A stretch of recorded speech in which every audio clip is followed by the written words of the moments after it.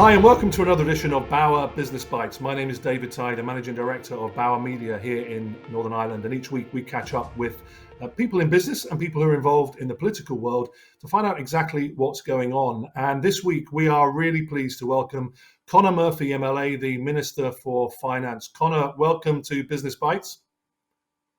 Morning, thank you very much for having me. It's great to see you. We are pushed for time, so we'll get straight into the conversation. As Minister of Finance, it's obviously a very, very difficult job to try and balance the books.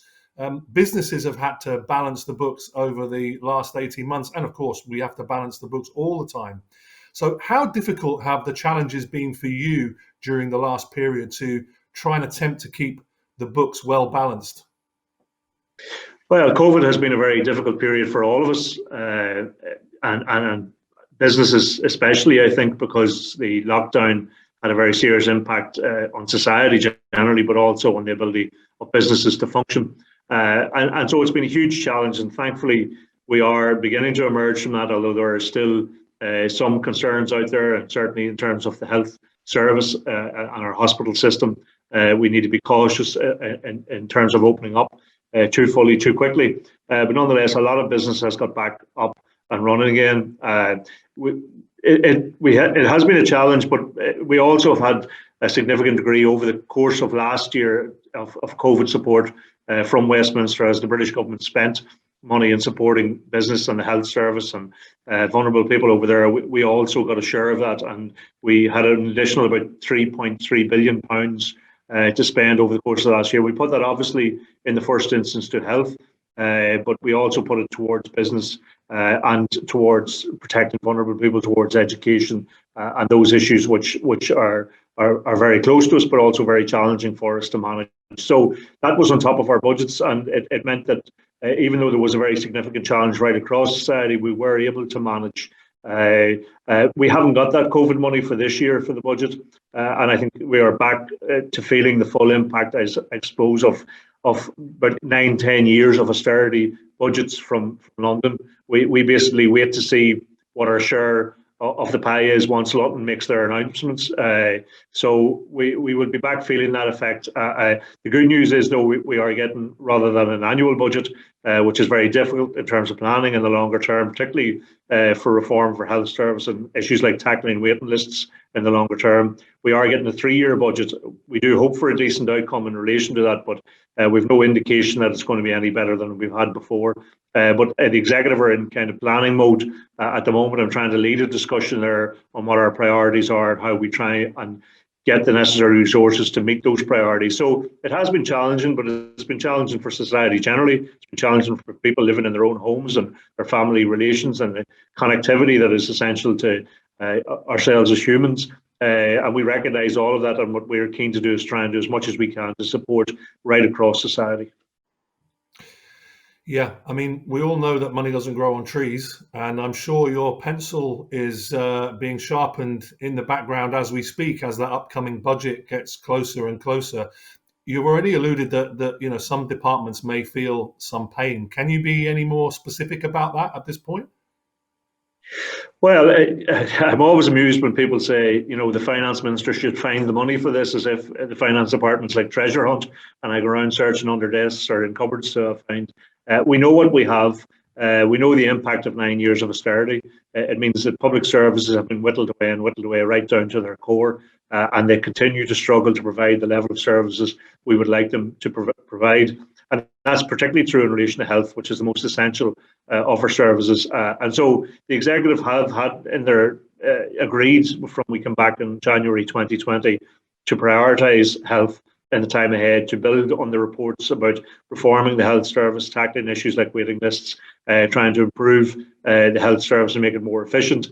And we want to get back to that. And my advice to my executive colleagues, particularly when we have a 3-year budget, is that if we don't get the necessary resources from Westminster, and this is a genuine priority for us, which it is for me, and I believe it is for the executive, then we may have to ensure that it gets the resources that it needs, and that might mean taking those from other departments. That puts the public services that they provide under even greater stress. But we have to decide on our prioritising.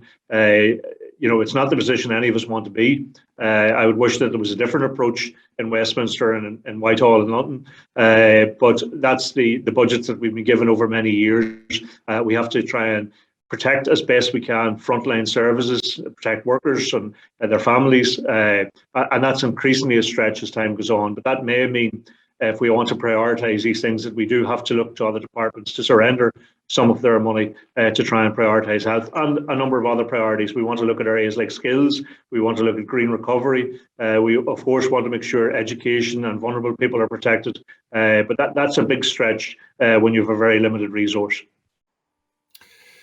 Well, they say health is wealth. What's your view on efficiencies? So how efficient do you think the departments are in our part of the world?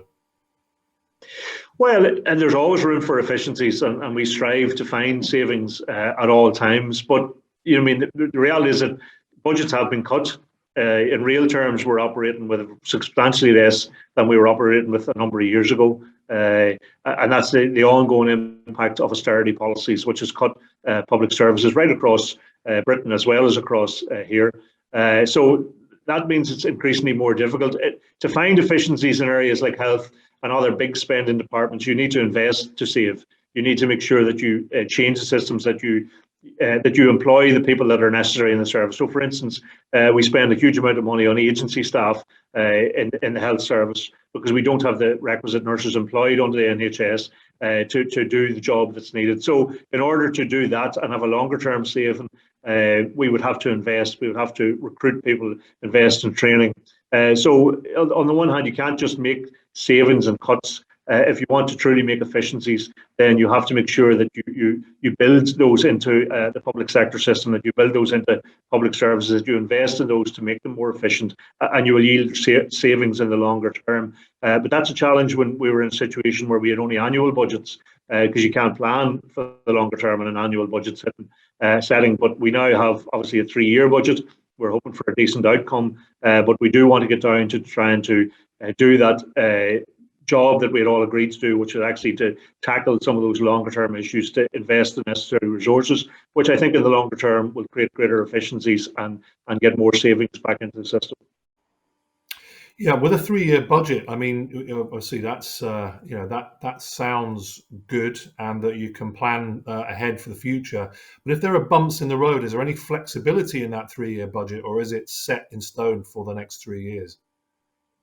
Well, that's part of the discussion that we've been having. I was over in the Treasury last week alongside the Scottish and Welsh finance ministers, and we are continuously arguing with Treasury for more flexibility. We have a very limited flexibility to carry over money from one year to the next, and we have to. I think the pandemic has taught us anything is that nothing's certain in terms of planning. Events will come along which will upend your best plans, and so we have to have flexibilities built into our system. And Treasury did respond last year with the additional COVID money to show that they can do that if needs be. We did get a greater scope to carry over money, and that's how we funded things like an additional year's rates relief for people, that we funded the economic package, which includes the voucher scheme. All of that was from last year's money that we were able to carry over into this year.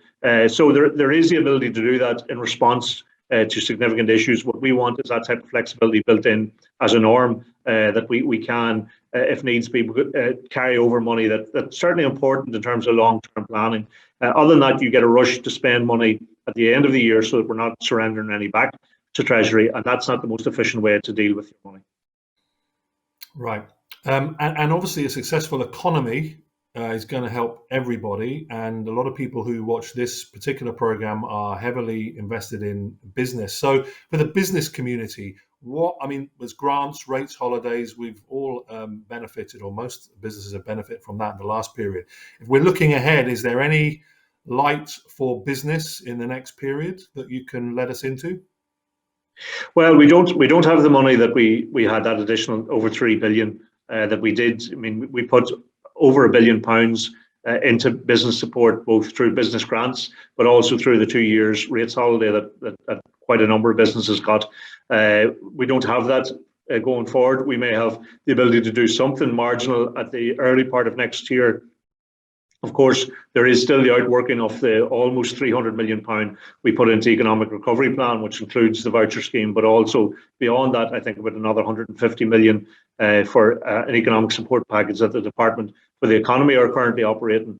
So we do recognise that with all of the grants and supports that we were able to provide, that didn't replace lost earnings for business. It couldn't. We didn't have the ability to do that. It was really that, I suppose, allied to the furlough scheme that was operated directly from London, and some of the loan schemes were to try and give businesses a fighting chance to stay open over the course of the pandemic. I've been out and about speaking to quite a lot of businesses, particularly over the course of summer, manufacturing, hospitality, retail, quite a lot of businesses, small, medium and large, and they greatly appreciated the support they got, but they are concerned for the time ahead as to how things will look. Obviously, the closer we can get to full reopening, then the better. There's more people out, there's more footfall, there are more orders coming in. But one of the big areas we've identified actually going ahead is a lack of skills, is a lack of availability of people sufficiently skilled to go into employment.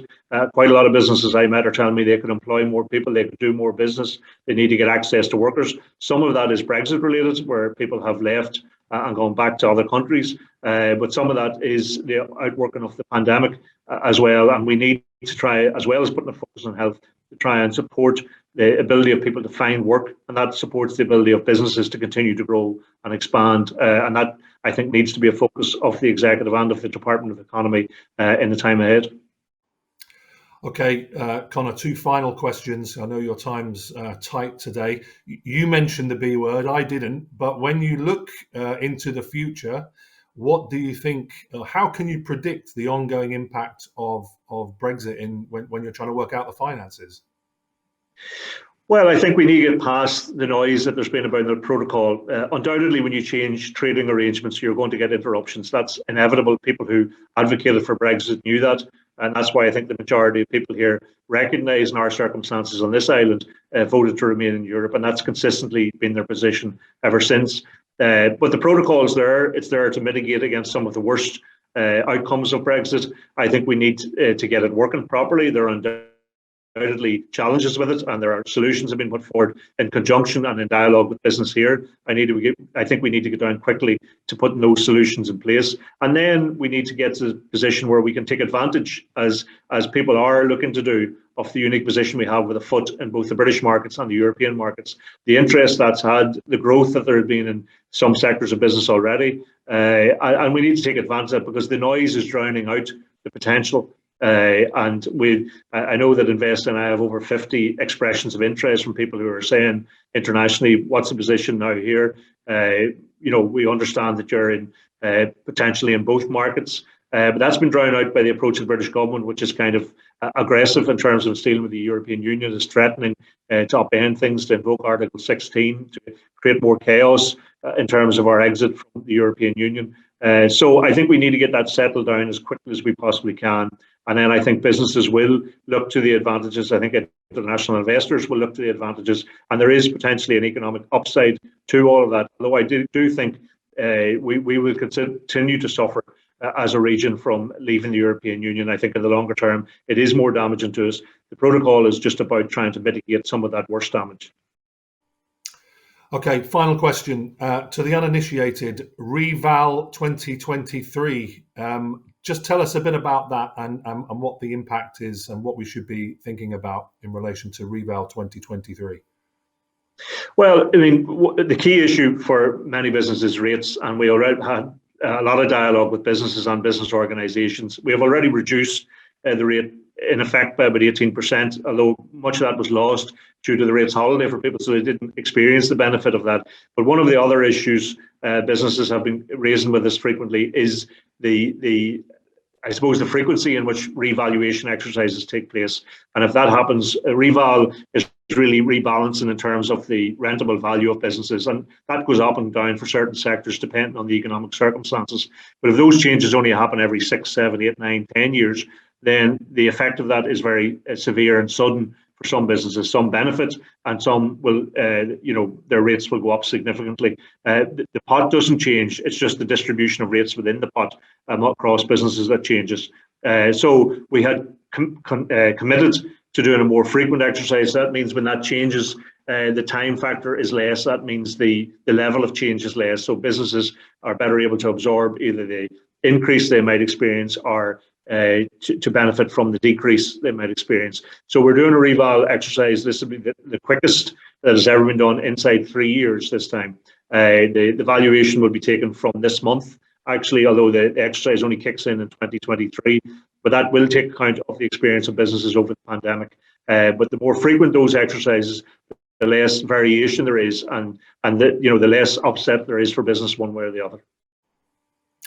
Okay, that's a great summary. I would like to be the supplier of batteries to your calculator over the next period, because I'm sure it's getting a lot of use. But we wish you. Thankfully, we're very skilled people in this department who can do all that work for me, because as my family know, to put me in charge of any bill is a danger. Well, listen, we wish you the best of luck over the next period, trying to get you and your colleagues in line for the next period for our part of the world. And we hope that those sums balance up well. And Conor, thanks for being our guest this week. We appreciate it. Thank you, David. Appreciate that very much.